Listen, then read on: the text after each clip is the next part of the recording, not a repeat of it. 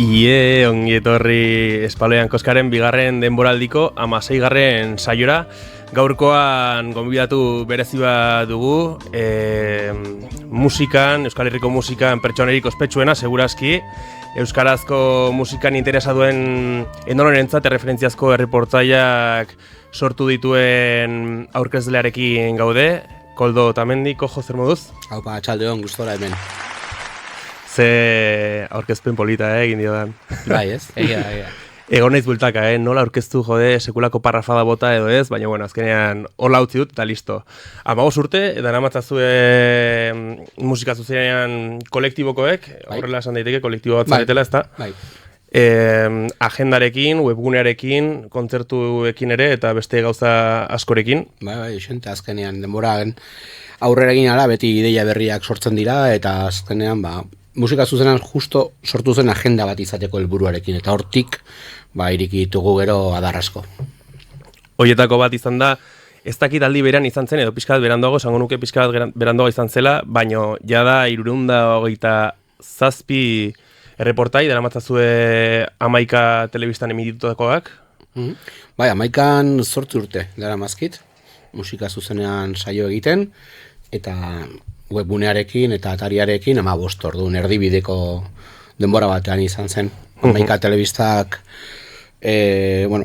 taberna giroko elkarrizketa batean sortu zen, bareik nahi zuten zerbait egin musikaren inguruan, eta guba genukan ideia bat zer egin, eta elkarlanen hasi ginen, eta nisten oso gutxiren guzuela kolaborazioak, baina hemen gaude, 8 urte eta gero. 327 erreportaile. Hori, konstiente zara urteak pasa ala, edo 10 urte barru, edo 5 urte barru inkluso, edo ja, oraintxe bertan hori sekulako ondarea dela euskal kulturarentzat, imaginatzen du bakizula. Bai, dakit, eta justo helburua hori da, islatu momento bat, argazki bat egin, talde batena momentu zehatz batean, eta helburua hori da, ez, jendeari erakustea ze musika talde daude, jardunean, gu beti esaten duz, gehatzen garara izaten, gaur egun gure entxegu lokaletan dauden taldeen soinu banda, ez, erakutsi, eta batez ere helburua, lehen aipatu dizute, da talde ezagutaraztea, eta bide horretan egin ditugun 327 saiotan gehiago izan dira ere, batzuk zenbaki juntzirelako, ez ditugu apenas errepikatu taldeak. Gizu musika mundu honetan, igual 2 urtetik behin disko berria ateratzen duzu, eta berriz hasten dira elkarrizketak, eta guzti hori, eta gu erabaki genuen denborarekin ez errepikatzea talderik. Esaten dugu talde pila bat dago, urtero ez da izen bat disko berria ateratzen dira, bera zergatik 2 urtetik behin talde bera errepikatu, eta erabaki genuen, aukera ematea talde berri bati, elkarrizketa bakoitzen, erreportaje bakoitzean, ez? Eta, batzutan asmatzen duzu momentu klabe horretan, bestetan gertatzen da gero disko asko zer interesgarriagoak egiten dituztela, zuekin bezala Thatchersekin adibidez, gu justo, iritsi ginean singlearekin egin genuen elkarrizketa, eta gero, kriston diskoak atea dituzu ez, baina, momentu hori hor dago, argazki hori hor dago, eta gure intentzioa da hori, jendeari piztea arreta bat, gero berak investigatzeko gehiago. Eta hori da zuen saioan duzuen irizpidetako bat, ez errepikatzea gonbidaturik, baina horietaz gain niri kontatu zenidan bere garaian besteren bat bazenukatela, ez, lurraldetasunarekin. Bai, pixka bat saiatzen gara, saioa izatea Euskal Herriaren adierazgarri, erakusgarri, eta horretarako probintzi guztietan grabatzen dugu. Saiatzen gara musikalki anitza izaten, rocketik, gaur egungo trapera edo folkera edo beste hainbat eremutara, batzutan oso zaila da eriste beste eremu batzuetara, eta saiatzen gara autoedizioak eta disketxeetako taldeak batzen ere, ez? Talde son handia daukaten taldeak eta talde sortu berriak gure saioan. Horregatik saio batzu dituzte 1000 bisita eta beste batzu dozenaka edo 100, ez? Taldearen arabera eta pixka bat taldearen ezagutan arabera. Guk egiten duguna da, talde guzti baliabide berdinak eman, grabatzitugu, 20 minutuko reportajeak dira gutxi gorabera, eta baldintza berdinekin, eta lantalde berdinagoaz gatibu elkarrizketatzera, beste talde bat elkarrizketatzera baina. Eta ez duzu inoiz musika berria sortuko ez denaren beldurra edo oparutasuna azken urteetan edo zuek jaio zinetenetik, esan nahi dut saioa jaio zenetik, egon den musika oparotasun hori gutxinaka jeistea eta gero eta aukera gutxia egotea saioak sortzeko edo... Esango nizuke ez, Osea, sorten da asko, eta orain aldatu da igual sortzeera, leheno diskoak ziren igual helburu, diskoak ziren elkarrizketa egiteko zutabe nagusiak, gaur egun talde asko kantu soltak ateratzen dituzte, beste formatu batean, edo disko txikiagoa dira, epeak dira, eta igual urtean 2 ateratzen dituzte, eta formatu ezberdinetan, baina esango nuke, gu jartzen dugu Durangoko azokan estanda, bakarrik urteko diskoekin, eta jartzen ditugu 40-50 disko autoeko izpen bidez ateratzen direla, urte horretakoak dira, eta guk egite ditugu urtean 50 saio Amaika telebistan. Beraz, nire estandetik mugitu gabe, esango nuke ere, Gipuzkoatiko Bizkaitik atera gabe ere, egin ditzazke dela 50 saio. Taldenak eta talde interesgarriak, Askotan daukaten arazoa hori da, igual egiten ditut 2 talde, 3 talde Gipuzkoar, eta igual 2 hilabetetan ez dite gehiago egiten. Eta begiratu behar ditut, zein dago diseinatu diskoa, zein biran dagoen, eta pixka bat aztertu dena, eta batzuei bain tokatzen zaie, eta beste batzuei 2 urte barru, eta bai, nahi gustatuko litzaidake gehiago eta oraindik. Eta ez dizu amorririk ematen elkarrizketa behin egina duzunean eta esatu zunean, orain harrapatuko banitu hauek elkarrizketa egiteko edo alderantzizkoa, igual. Hauei elkarrizketa egin nahi izanieke duela ja urte batzuk. Sentsazio hori baduzu, noizbait? Baita ez, alde batetik bisitak beti importantea dira, eta badakizu talde bati hasieran egin, oraindik ez ezaguna dena, edo repente kolpea ematen duenean, edo bisita gehiago izan daitekela, beti hori ona da telebistarentzako, edo sareentzako, edo dena erakoa. Nik ez diot kaso egiten asko bisitari, nik nahiko banuke bisitak eduki, badakize talde elkarrizketatu behar ditut, eta zeintzuk ez. Esan dizut, deno badakigu ze talde dauden bogan, ze talde dituzten jarraitzaileak, ze talde dituzten nola sona gehiago, eta zein badakizun ez dura inor ikusiko, ze jorratzen dutena oso muturrekoa delako, ez? Metal estremo bat adibidez bakizu oso jende gutxi ikusiko dula, edo folkean dagoen talde bat ere gutxiago ikusiko du, eta kontra adibidez talde eskinekto bat o punkoi talde batek gure programazioan harrera oso nahi izatute talde gehienak sektore horretakoa, beraz nik ere badakize talde funtzionatzen duen gehiago saretan eta zein gutxiago, ez? Baina gure helburua zentzu horretan nola da gauzak erakustea, aste batean jende asko ikusten du eta bestean gutxiago. Baina esango nuke badugula nolabaiteko sare bat, nolabaiteko publiko fidel bat egiten duguna guztia ikusten duela. Eta ikusten du, igual reportaje osoa osati bat eta interesatzen mazaio gehiago eta bestela gutxiago. Baina uste badagola musika zuzenean zentzuenan komunitate bat gauza berriak ezagutu nahi dituela eta badaki gure eskaparate ona dela horretarako. Eta hori da benetan ondare bilakatu duen arrazoia, esan nahi dut. Beste askoko bezala musika zuzenean elkarrizketak pertsona zehatz batzuei egin izango bazineke, eluke etorkizunera begira olako garrantzirik izango, hori ja egon badagolako, egon delako eta egongo delako. Benetan balioan jarri barrekoa da hainbeste talderen inguruan informazioa aurkitu ahal izatea zuen tokian eta norbait, kasu honetan zu eta zure lantaldea prest baldin badago lan hori egiteko, naiz eta bai oihartzun aldetik edo ekonomikoki dena delakoa hain errentagarria edo ez izan, hori horregotea, ondare hori presentatea. Horeka bat behar duzu bestela dena erori egiten da, ez baduzu jarraitzailerik, azkenean zertarako egiten duzu, eta jarraitzaile gehiegi badituzu, baina edukia ez badu ezer balio, ere erori egiten da, ez? Baduzu oreka bat mantendu, eta honeste saiatzen garela horretan, eta leheno galdetu idazu ez dute damurik igual talde bat igual goizegi elkarrizketatu berandu egi, ez? Eta izan lehike, gero aipatu dizuena, badira talde batzuk badakitela disko hobeak egingo dituztela denborarekin, ez? Askotan elkarrizketa izan ditugu talde asko bere lehen diskoarekin, de hecho igual bere lehen elkarrizketa egin diotera noizbait, eta gero badakizu denborarekin talde horrek disko hobeak ateko dituela. Gero ere esango dizut, lehen diskoaren bueltan ateratzen den reportaje bat ere nahiko freskoa dela, hartzen dula taldea igual bere momentu on batean, hasierak urtea beti dago biziagoak, ez baukazu kantu xorta jalantzen hasi zarela hasieratik eta askoz makarragoa zara zure esaten duzunarekin. Bizteraragoa dira elkarrizketak, ja ez dituzu igual ja ikasiak hainbat gauza, eta orduan hor bai ikusten dela talde baten igual benetako momentua horrez. Denborarekin askotan esaten dut, ez, musikariak eta futbolistak asko diskurtso oso antzekoa daukatela. Eza, importantea ez da nere gola baizik eta ekipoa, eta musikaria ba, bigarren diskoa bat, emate izu sendotasuna, eta askotan frases etxaz ugari daude. Zaiatu gara aurrekoa egiten, baino pixka bat berrituz. Itzuli gara sustraietara. Hori da. Bai, holakoak asko esaten ditu musikariak, bai.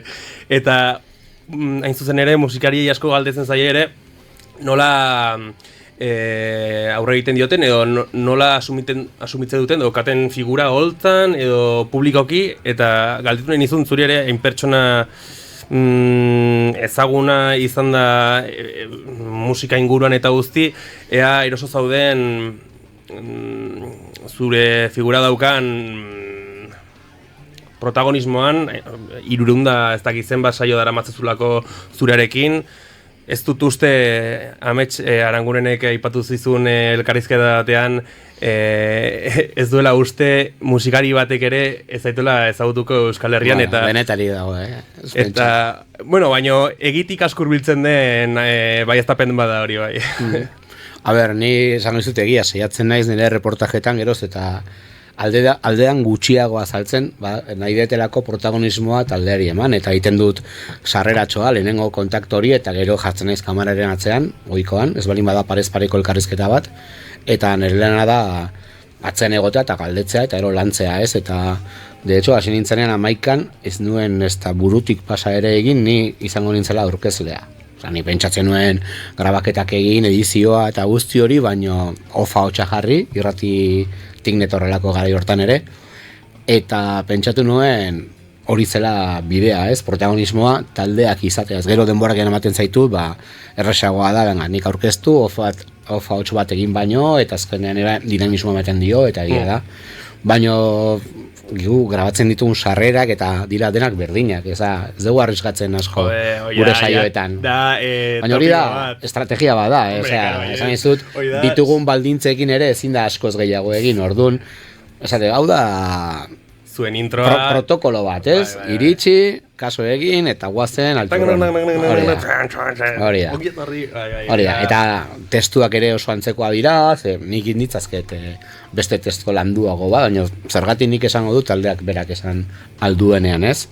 Eta orduan ere papera nik ikusten dut gehiago kronista bezala, garaiko momentuko kronista bezala, eta protagonismoan uste taldeak izan behar dutela.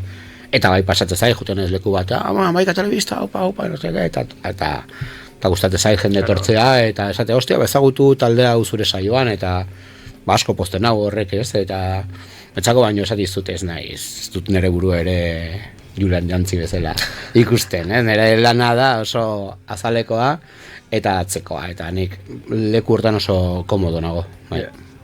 Bai, nik uste dut konsensoa sortzen duen figura bat zarela ez Julian Jantzi bezala. Hori, iguale bai. Baina zain zut hori, azkenean nire papera ni badakit zein da hori, nik ez dut pertsonal askorik.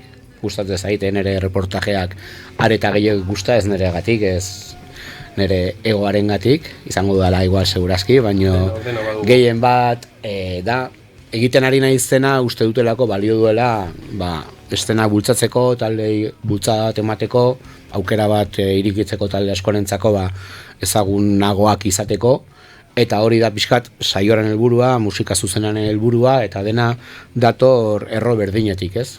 Eta imaginatzen dut, zaila izan daitekela ere momentu batzuetan, esatea, jode, baino elkarrizketa hau egingo banu, asko zerrexago izango nuke arrakasta pixkatxo bat edukitzeko edo, eta aukera horri hainbeste jendek baietz esaten duenean ez esatea, nik uste dut hau sarta dela ere zentzua. Bueno, ari naiz lorez betetzen, Ez, baina azkenan nik esango izut, gatozenean estenatik, eta kokatzen ez zure ondoan kaso honetan, gu estenatik gatoz, gu gatoz mundillo batetik, non kolektiboa dauden, elkarteak dauden, dago jende pila lanean gaztetxetan, musika elkartetan, banatzaileetan, alternatiboetan, eta gu gera nik ikusten du nire burua pieza horren barnean beste pieza bat bezala, ez? Engranaje bat dena funtzionatu ahal izateko, ez? Eta orduan gure helburuak ez dira, nireak bintzat ez dira hola izatea sona bat, o nik ez dut asmorik ere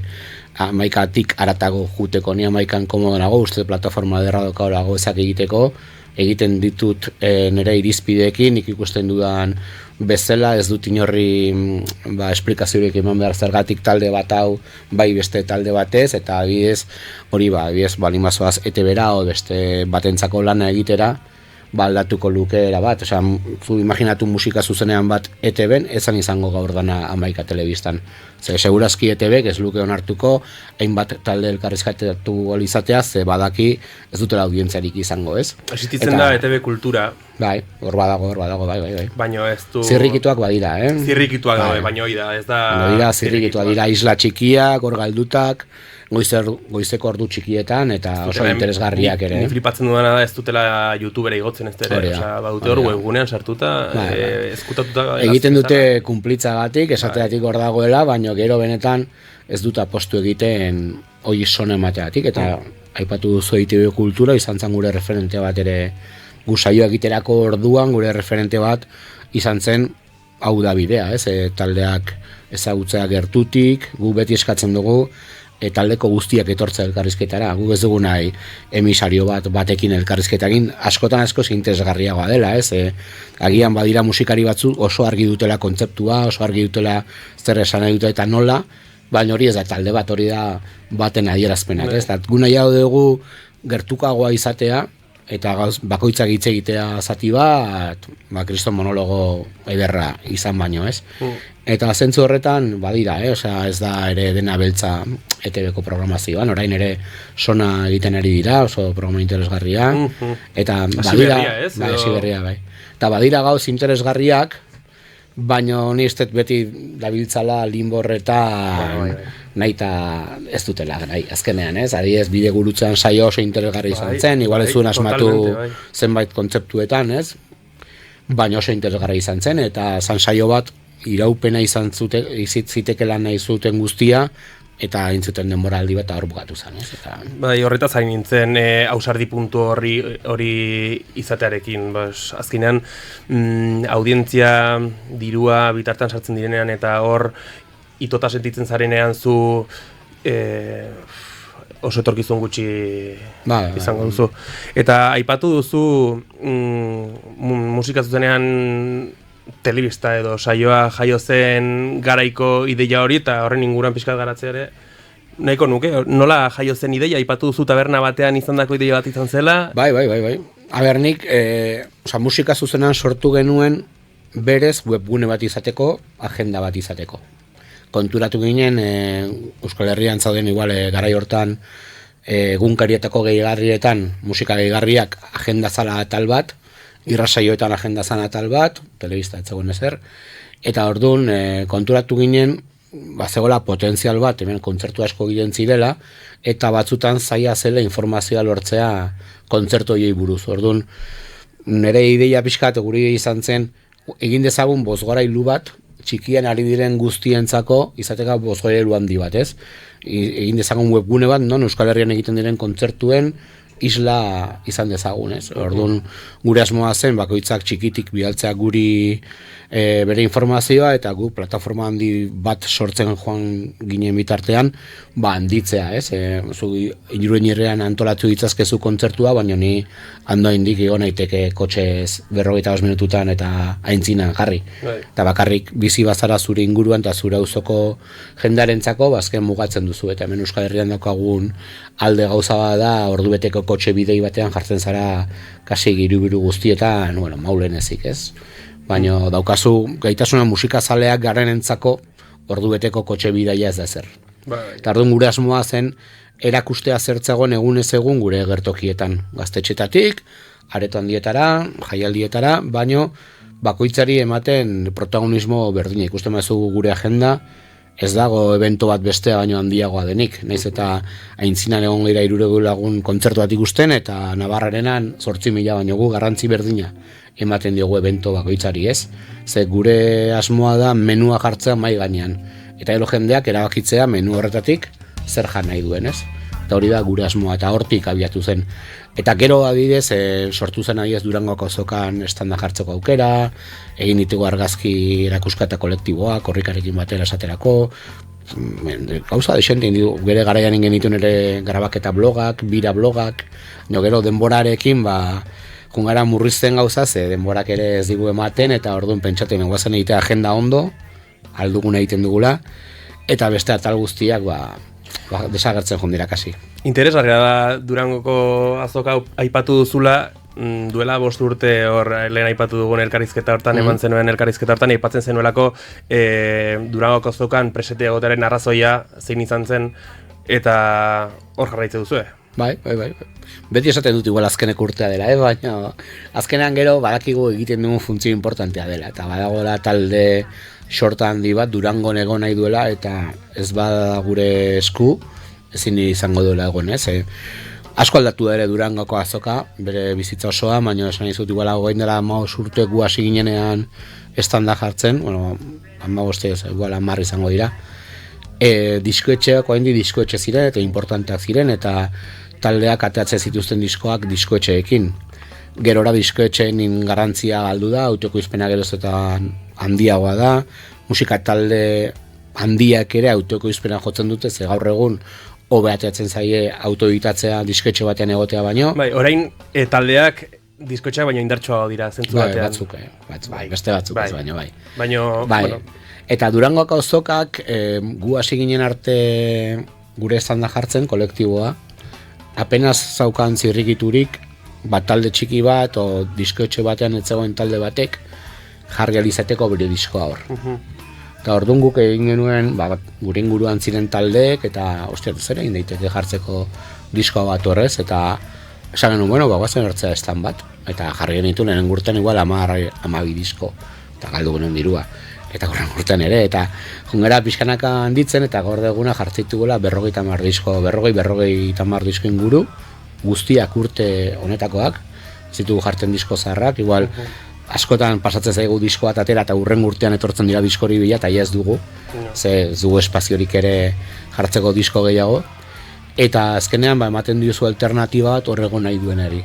Badira beste estena badago, beste talde batzuk, ez dutela Durangon egon nahi ere, eta hori bakoitzak erabakitzen, baina egon nahi duenarentzako guk jartzitugu baliabidea gara gure estanda, modu kolektiboen ordaintzen dugu, talde bakoitzak kuota bat ordaintzen du, eta ateratzen diren etekinak taldearentzako doa. Talde asko alima dago musika zuzenean elkarteak ematen du diru sorta bat, eta talde gutxi baitugu gu jartzen dugu dirua, estanda ordaindu alizateko, ez? Eta orduan gaur egun ja oreka bat lortu dugu, erreferentzi bat ere bagera musika berria ezagutu nahi duenarentzako, jende asko etortzen da ja zerrenda bat egina zer disko nahi ditun, baina beste jende asko etortzen da galdezka, zer dago heavyan da, hau eta hau, eta zer dago metalean, hau eta hau, ez? Eta pixkat saiatzen gara esaten zer dagoen, gero beraiek erabakitzeko, eta guretik, esan, egon gara 10 urteak igual estanda jartzen, pasadira igual 300 talde baino gehiago. Eta aukera eman diogu talde askori beraien diskoa jartzeko, orain aipatizut, Roten 13, Brigade Loko, Izaroren diskoak gu jarri genuen ere gure lehen urtean, eta gero da egin dute bere bidea, eta oso ondo irutze zaidana, ni uste hori dela gainera bidea, ez? Egotea leku kolektibo bat, hor kolektiboki landu nahi duenarentzako, eta gero ja, azten zaren einean, o beste konplizitate batzuk bihatzituzun einean, egin beste gauza. Nondik zatozen azten ez den bitartean, ez? Hori da. Batzutan gertatzen dela ere? Baina, guk ez du ere arazorik, esan ez dut momentu batean hor zaude, eta erabiltzen dute, eta oso ondo. Bai, ongi dago lakoak egotea. Orain arte ez dut prestatu neukan galdera bat ere egin, beraz saiatuko naiz hau, pixkat ordenatzen eta jakiten non gauden. Bai. Duela 5 urte eman zenuen, ja aipatu duan elkarrizketa horretan Arrasateko gaztetxean, aipatzen zenuen ez ezagunak ziren kontzertutara joan da, zure lagunekin askotan aurre ikusten zenutela talde bat urte batzuk barru ospetsu izango zela edo arrakasta puntu bat izango zuela, eta aipatzen zenituen ere artista batzuk orain naiz gogoratzen Amorantezen horietako bat aipatzen zenuena, eta Izaki Gardenetako Jon Basaguren. Hori da, Jon Basaguren ere aipatzen zenuen. Ez dakit gaur egun hori posible den edo errealitate bat izan daitekeen zu kontzertu batera joan eta aurre ikustea ze gertatuko den urte batzuk barru. Esan nahi dut, nik duela 5 urte nuke imaginatuko olako testu inguru musikal bat izango denuenik, ja ez dute zer esaten duela 10 urte imaginatuko banu etorkizuna. Ez dakizuk nola, zuk uste duzu kontzertu batera joan eta etorkizuna izan dezaken edo, bueno, etorkizuna ez, arrakasta. Bai. Arrakasta. Zaki nola esan nuen, baina ulertzen dut galdera. Zuri pasako zaizu ere, kontzertu batera jun eta talde bat ikusi, ze honak, ez? Eta esan, ostia, talde honek agian izan dezake bide bat, ez? Beti dago, de repente udararo bateatzen den talde bat, ez? Lehen urtean ez, de repente, ez? Eta ni unai ezagutu nuen bere bakarkako proiektuarekin, eta hor ja ikusten zu tipo horrek zerbait bazuela, ez? Eta beste talde batzuk ere antzeko, eta gero batzuk bidean geratzen dira, disolbatzen dira, eta beste batzuk bidea egiten dute, baina batzutan ikusten duzu, ostia, hau badaukate zerbait, ez?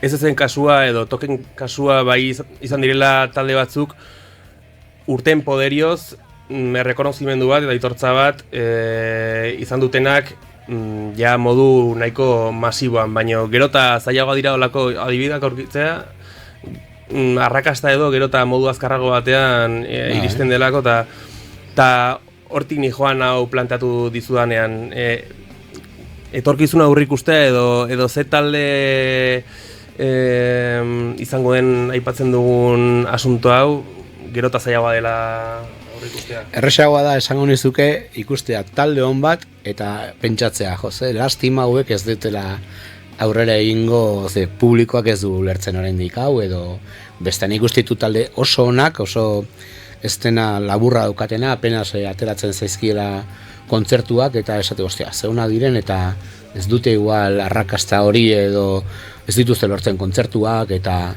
badakizu oso onak direla, eta hori, eta kontrara, igual ikustezu talde utxal bat, eta de repente boom egiten du, eta leku guztietan daude, ez? Eta gero igual hazi daitezke, edo ez, geratzen dira, gero, ez ere zan, ze hauek ere, olatu hauek, hola dira, gaur hemen zaude, eta bihar berriz ere beste talde bat azaltzen da, eta jaten dizu pastelaren zati hori, eta geratzen zara zinena horretan, golpe bat ematen duzu zirkustantzia konkretu bateatik, eta gero joan zaitezke beraka ere, ez? Eta gaur egun sareak eta emati izue kriston dimentsioa izan ditzazkezu, ez da gizen bat jarraitzaile, baina gero zoaz jotzera eta 30 lagun zu ikusten, eta igual zara gazteako lehenengo postuan zauden talde bat, eta la ere gero kontzertutara ez doa jendea, ez? Eta badira gauz pila bat, ez? Baino zu kontzertutara goazen jendeak ikustituzu ze talde doazen nola bidea egiten, eta ikustituzu oste hau lehenengo diskotik bigarrena ze pauso eman duten, edo nola aldatzen dute de repente ikustituzu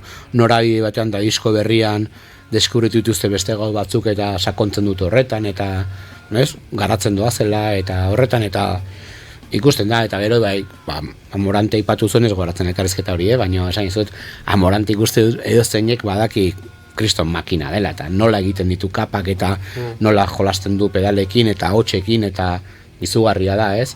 Baina badakizu daukan zirkuito ere oso mugatua dagoela, inoiz ez du joko plaza handi batean herriko jaietan, ez? Eta jo barko du antzokietan, edo gaztetxe zirkuitoan, edo aldun lekuan, eta joko du igual seguraski Sevillako festival batean, baina inoiz du joko bere herriko plazan, ez? Eta olako gauzak ere ikusten dira. Eta hori horrela da, eta neurri batean ez gaur egungo moduain erraldoian, baina beti gertatu izan da, esan dut. Eske badaude nitxoak, betidanik egon dira nitxoak, betidanik egon da masarentzako musika bihurtu den nitxoko musika, betidanik existitu da. Gauz batzuk badirudi gaur egungo gauza direla, baina atzera begira ere horrela ziren. Eta 80. hamarkadan ere, aldizkarietan beti talde berdinak azaltzen ziren, eta prentxan ere, eta irratietan ere, eta zegoen beste talde pila bat ez zirela inoiz azaltzen inun, ez? Eta gaur egun badena sareak eta guzti hori dena estandarazi dute, orain informazio lehen esan dizut, netzako ja, kasi gehiegi dago, ez nina dut jakin talde bat nungoa den zer egiten duten zeintzu diren, baina ez dut jakin nahi zer gozaldu duen gaur goizean, ez? Eta azkenean, sareak bilakatzen zaituzte egunero hor daukazule informazio bat, nahi askotan sobran daukatela, ez? Eta misterioak ere dena edertzen duela, ez? Hori. Bai. Zuk imaginatzen zenuen oraingo musikaren egoera duela, ez dakit, COVID-a baino lehen edo musika zuzenarekin hasi zinenean asko atzera iratzi asko da, baino bai, duela urte batzuk edo... Egungo musikaren egoera, zer konkretuki? Egungo musikaren egoera, bai zentzu estetikoan, esan nahi dute estilo aldetik guzti hori, pertsonen aldetik, ze figura dauden oholtzan modu hain nagusian, kontzertuen eredua guzti hau.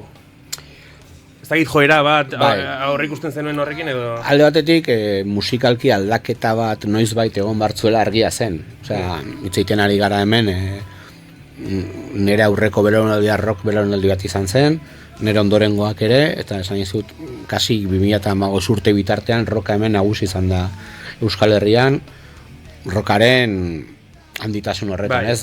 Nabardura askorekin, izan daiteke metaletik, hardcorera edo popera, ez? Rocka. Baina orain datozen belaunaldiak elektronikatik gatoz, beste irizpide batzukin, beste referentzi batzukin.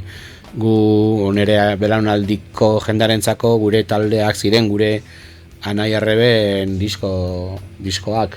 Nire gure ikastolako lagunen taldeak, gure auzoko musikariak, ez? Eta gero ikasketa kanpora egiten zenituenean, horrez hautzen zen beste mundua, beste jende bat, eta zure klasekoa Bergarako bazen, eta talde bali mazokan ekartzen zenuen doinera jotzera, ez? Eta hori ziren gure referentziak, eta orain gure neraben referentziak dira Taiwaneko talde bat, Japoniako talde bat, edo ez dakit ze talde, ez dakit nungoak, ez? Eta ez dakite zer gertatzen ari da bere auzoan, bere herrian, ez? Eta azkenean, bilakatu gara jiten belaunaldi batean, ez? Bakarren dituzte kantu ezagunak, eta pasatzen da ere diskoetan, ez?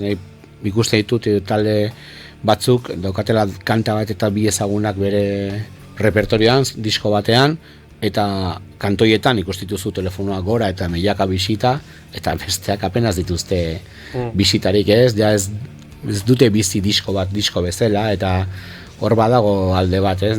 Eta hori aldatu da? Bai. Beti existitu direlako singleak, irratia aspalditik existitzen delako, baina lehen... Diskoak leheno disko ziren. Ni badakizki diskoak hasieratik bukaera ze kantu dijoan bata bestean atzetik. Eta hori da, kontsumitzeko era hori zelako. Gaur egun plataforma digitalekin egiten duzu zure zerrenda, zure gustoko kantuekin, eta disko bakoitzetik bat obi hartzaituzu, eta beste guztiak galtzen dira bidean. Eta kontzertuetan hori asko nabaritzen da. Talde popular bate jotzen dunean kantu ezagun bat, zuek ere, zure kasuan. Ez da urrutiago joan behar.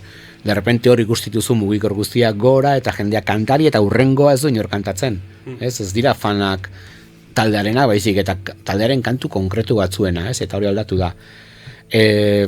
Asko zabaldu da ere, esango nizuke igual oen dela 15 urte ere kontzertu erraldoiak hemen Euskal Herrian zirela kontzertu kolektiboak, kausa baten alde egiten ziren jaialdiak asko zauden, arazo asko zauden ere garai hortan, gaur egon badira ere, ez? Baina atortxu batek zaukan sona orain dela 10 urte eta orain daukana ere apalagoa da, jende gutxiago da gaur egun, eta hori da gaur egun festival asko delako, eta askok dira enpresa pribatuak antolatuak talde herrikoiekin, ez? Atortxuren kartel berdinarekin. Hori da, bat batean orain egin den jaialdi hori enpresa pribatu batek antolatzen du, baino jotzen duten taldeak itzazkete beste festival askotan, ez? Eta hor badago saiakera bat talde berriak ezagutarazteko, baina era berean badago industriaren bakokapen bat, ez? Azok esaten dute baitere dela talde horiei beste motatako oholtza bat eskaini ahal izateko. Ez dakit, ez da bai da zutatzen zaizkite horrekin ere, bai. Ni ere, ondo iruditzen zait, bakoitzak egin dezala nahi duenin badakin dut nagoen, eta zer den ere bidea eta zein den ere estena. Ni apenas nahi joa jaialdian dietara, ez bari dut interes izugarri bat, ez? Ez bani maneo lanera edo zerbait lagunekin hola, eta asumitzen dut ez detela ikusiko inoiz talde bat, igual asko gustatzen zaiela, baina ez nagoela prest juteko anoetako futbol zeriera hori ikustera, edo beste areto handi batera, o bekera, ez?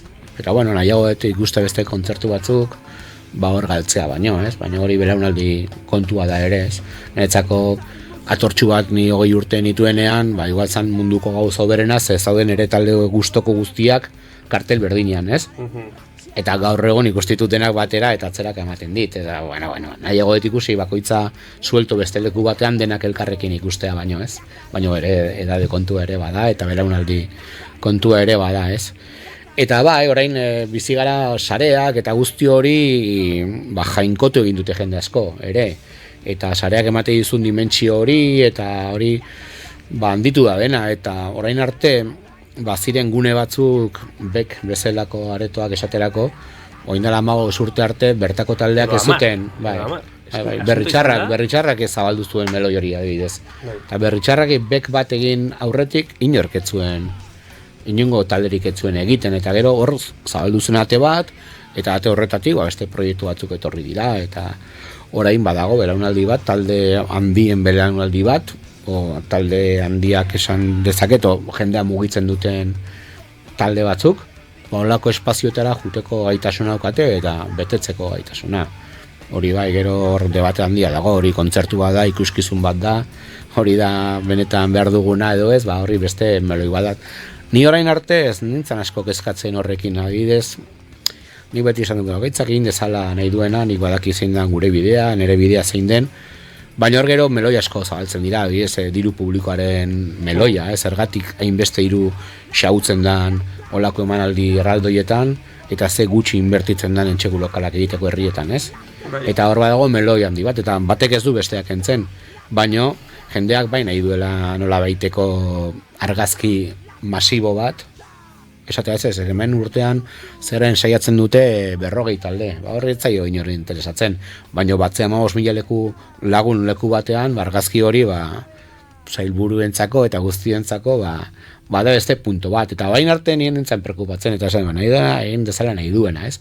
Baina gero horrek, gero eragin batzu ditu bestelako estenetan eta bestelako lekuetan, ez? Eta sortzen ari zara eredu batzuk ere talde gazten artean bere helburua da olako bat egitea. Eta pentsatzen zuzure helburu izan barko luke ezagutzea Euskal Herriko gaztetxe guztiak, ez? Eta zirkuito hori ezagutzea eta handitzen joan, ez? Eta orain ja sortu berria den edo zein taldek nahi du zerbait berezia egin eta ikuskizun bat eta etxe fuegoan jarri eta kriston argik eta ez?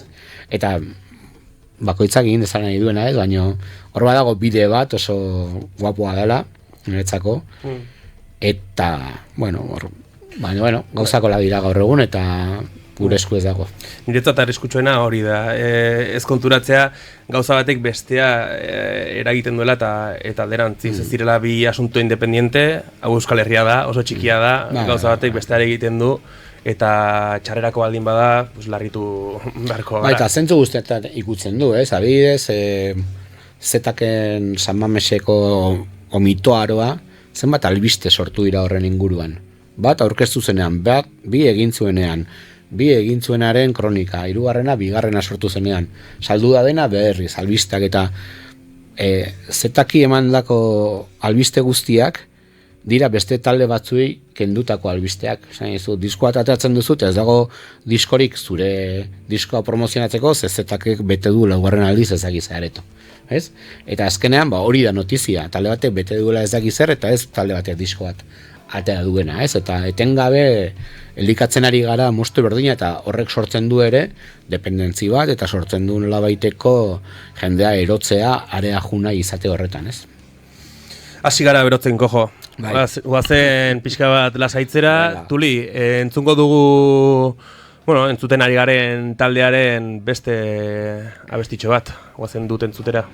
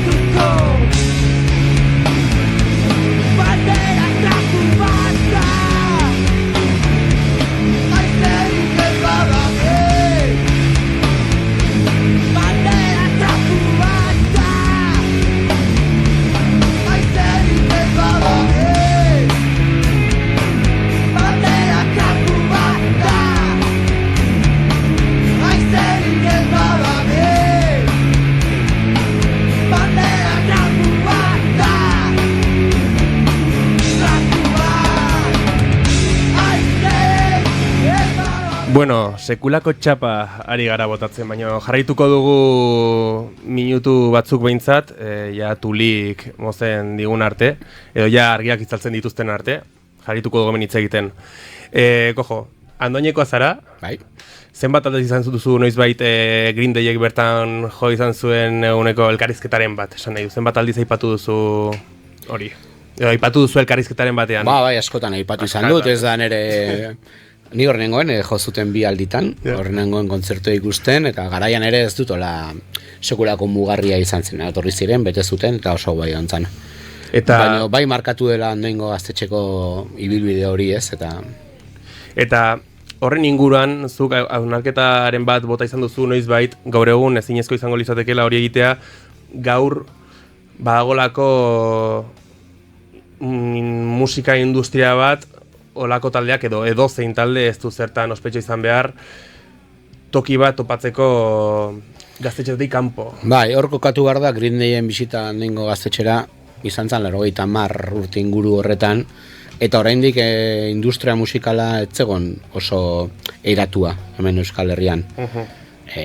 Rock radikalak estanda egin zuen urte batzuk lehenago, frontoietan egiten ziren kontzertua, baina areto profesional asko ez zauden.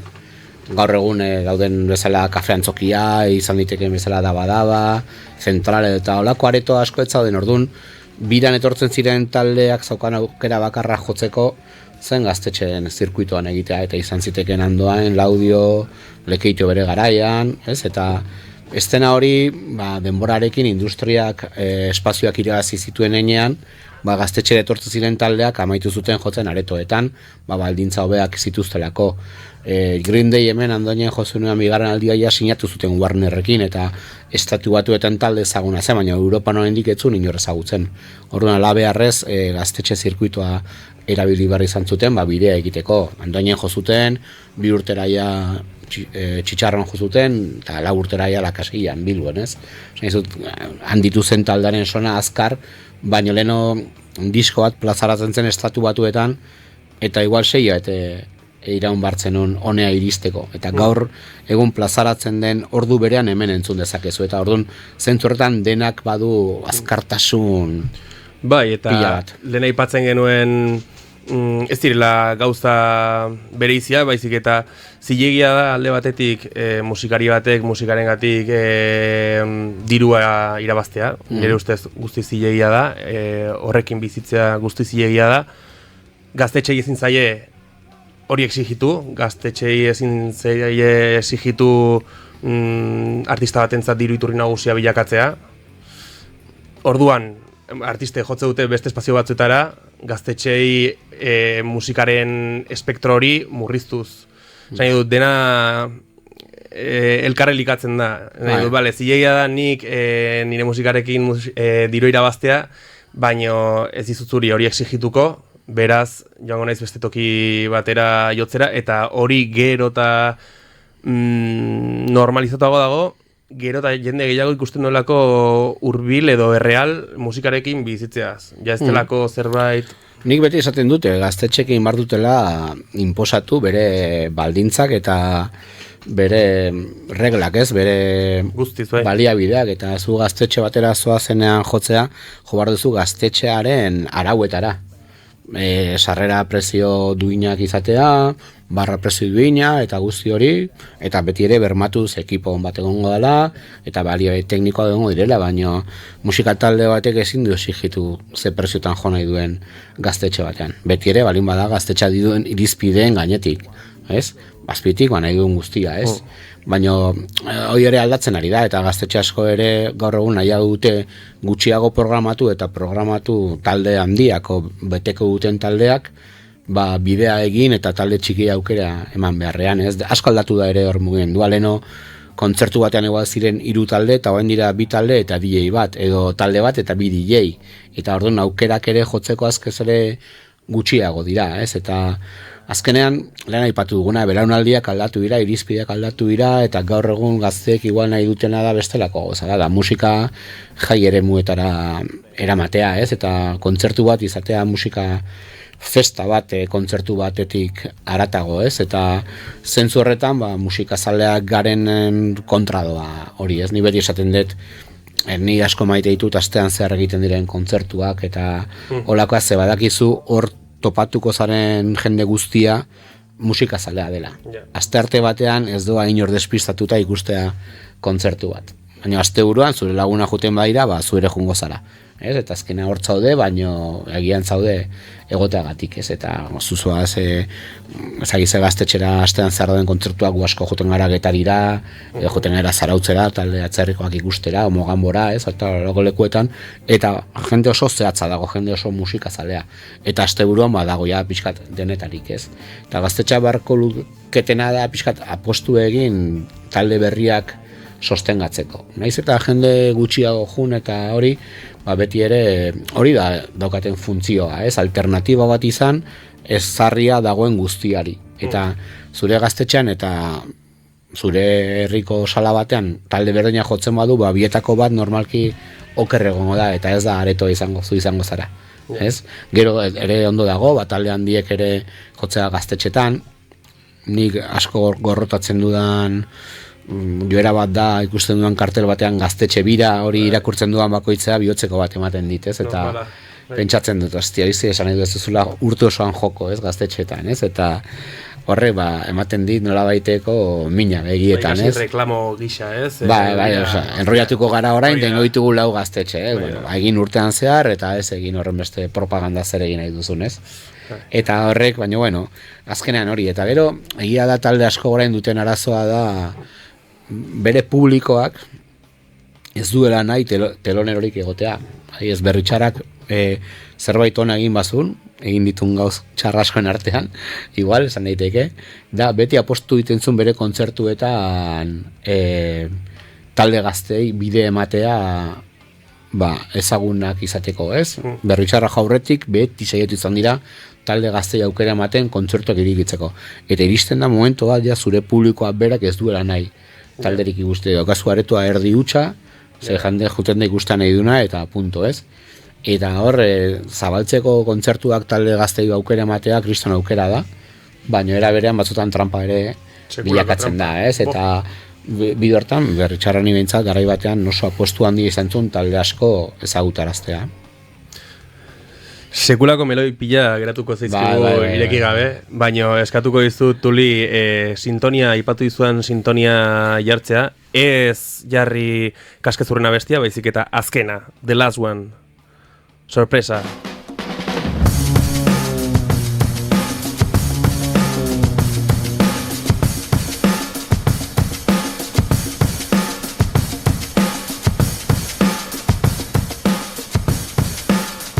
Azkar joango gara, bale? Venga, tita. Azkar joango gara. A ber, musika talde bat. Musika talde bat. Lehen aipatu dugu, nean doainen sortu naiz, eta niretzako BAP taldea izan da niretzako talde bat mugarria. Ezagutu nuen lehenengotarikoa izango zan, gaur egun laguna naiz, beraiekin ibiltzen naiz, furgonetan bestein bat taldetan, gailun esaterako, eta eredu bat niretzako gauzak nola egin behar diren, eta nola egiten ziren ulertzeko, eszenako talde bat, oso ideia argiekin, eta kriston taldea musikalki. Baina izan zitekeen Rip, izan zitekeen Kuraia, izan zitekeen Sexy Sexer, eta beste pila bat ere. Diska bat? Diska bat, bin artean egon naiz, pentsatu dut, honea etorri nintzen kotxe bideian, ez? Adibidez, asko gustatzu zitzaidan disko bat izan zen Beti Muganen lehenengo diskoa, Mugan izenekoa. Eta gero, bidean etorren eta goberatu naiz beste disko bat, oso zer ezen gatu zena, Urgatz taldearen hori diskoa. Hola, talde horreak osko gustatzen talde hori, Urgatz taldea, eta desagertu zen, eta gutxun handia utzu zuen etzako. Galdera zailago bat, kanta bat? Kanta bat, ez dut pentsatu, bidean, izan daiteke edo zein hor oso, ez dakit zer esan kasu honetan, izan ziteke edozein, baina hau utziko dut komodinarekin. Vale. Letra edo esaldi bat pentsatu duzu? Bai, hori bai. A ber. Eta pentsatu nuen, justo, ikusten egin zan kontzertu bat, oin dela 15 egun jo dugu Iparragirre Rock elkartean, Gailu taldeak eta Misek, eta badute kantu bat, bi esaldi dituena bakarrik, eta oso ona iruditzen zait, kanpoan ateri da, barruan ari du ekaitza, ez? Yeah. Letra guztia hori da, eta etengabe kantatzen dute hori kantu osoan zehar, igual 4 minutuko kantu bada, eta buklean kantatzen dute, ezberdinetara, eta esaten du asko esaldi horrek, ez? Kanpotik dena polita da, baina barruan dituzu mamuak hor daude, ez? Musikari bat? Hemen trampa bat ingo dut. Ez dut musikari bat aukeratuko, eta aukeratuko dut musika kazetari bat, usten baiazu. Eta aukeratuko dut Pablo Cabeza.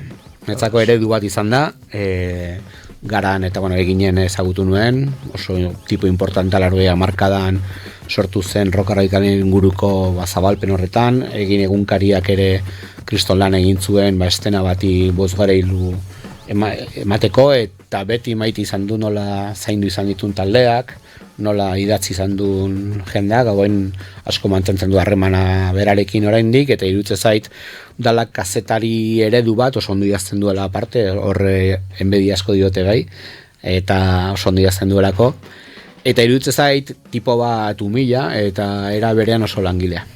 Ez dut ezagutzen irakurriko dut beren inguruan. Musika entzuteko? Baira, badaukat etxean vinilo aparatoa eta purtua indala 5 urte. Erantzun hortan bai daula topikoa, azken boladan beti streaming. Ni erostitu viniloak eta ezin ditut entzun, daukatelako aparatoa apurtua, nola ere jarraitzen dut viniloak erosten. Baina nik entzuten dut furgonetan eta entzuten dut asko, USB bidez, grabatzen ditut USB batera, podcast asko entzuten ditut, enteratzeko zer gertatzen den mundutik, zuen entzuten dut, edo Zarata Zarautz, edo Reggae Fever, eta beste estenak ezagutzeko, Global Music, eta hola pila entzuten ditut, eta gero asko ematen dio buelta, astean egiten dut elkarrizketa bat obi, orduan entzun behar dut disko bat, igual 200 aldiz, ez, eta buklean jartzen du disko bat, elkarrizketa daukaten oain tuka taldeari bihar elkarrizketa egin behar diot, eta daramat, aste bete diskori entzuten, polita, buklean, eta zoaz geratzen gauzekin, estribilloekin, musikaerekin, idea txikiekin, eta entzuten dut furgonetan.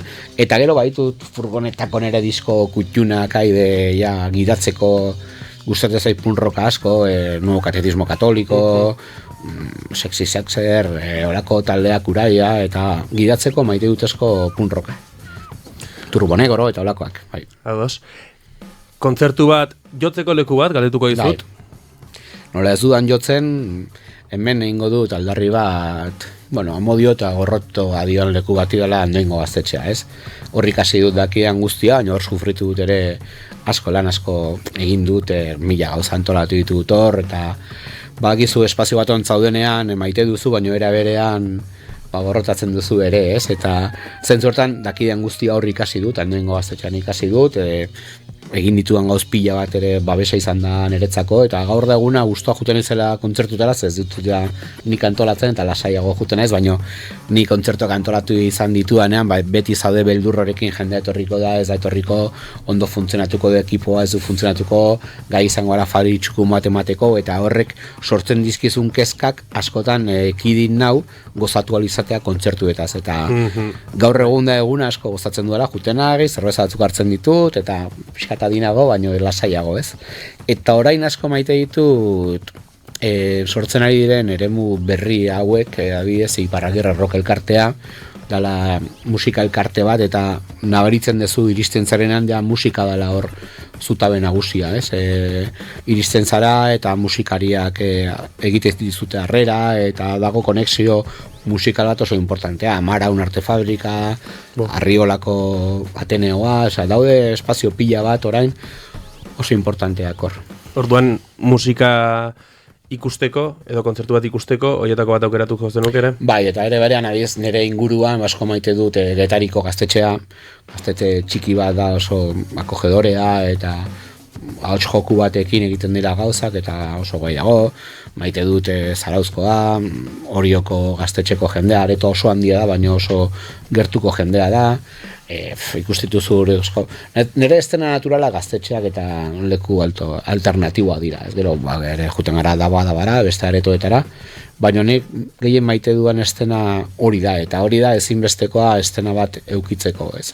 Egotea olako leku horiek eta esan dizuan leku horiek, Getariko gaztetxea, o Azkoitiko Mataderoa, o dira leku nahiko magikoak, Portuko Rampi, ez da, dira betiko lekuak, baina ez dira, jendeak ez ditu esateagatik baizik eta hor badago nola baiteko magi bat hemen Iruñerrien imaginatzen dut, jende askorentzako akelarre den bezala gune polit bat, eintzin izango da beste batentzako, eta herri gune bakoitzean badira leku oso guapoak. Ikusitako kontzerturik onena? Hemen esango dut klasiko bat izango naiz, eta esango dut Mano Negra eta Neu Gorriak 92an Venezian egindako kontzertu bat Venezia aretoan, Ondarrun. Bi puntako talde bere garaian, oso referentean eretzako, eta hori izugarri izan zen. Azkar, bukatzeko, erositako lehen diska? Bapen maketa eta baldin bada taldearen Lurazpian bukatuko duzue. Eta azkena? Mohamasaz taldearen azkeneko diskoa, Lenguan Burlatan, kontzertu ondoren osinien diskoa. Eta galderak zure eginda, zinezkoa zait ez galdetzea, ikusi duzun ensaio gelarik zikinena? Borlarena. Borlarena izan daiteke. Orain Espainiako bandera bat dago Borlaren ensaio gelan, orduan bai izan daiteke segurazki zikinena. Juten garan lekuetara garbitzen dutela gujun aurretik eta eskertzen da. Baina entxegu lokal bat izan behar du narratxa eta egotea 1000 trasto eta egotea 1000 kartel paretetan. Hori da bizia. Bai, hori da. Mi esker Kojo. Zuria. Eta mi esker Tuli, zuri baitarea aguantatzagatik, sekulako txapa. Ez adeus. Eta horrengora arte. Aio. Hau bai.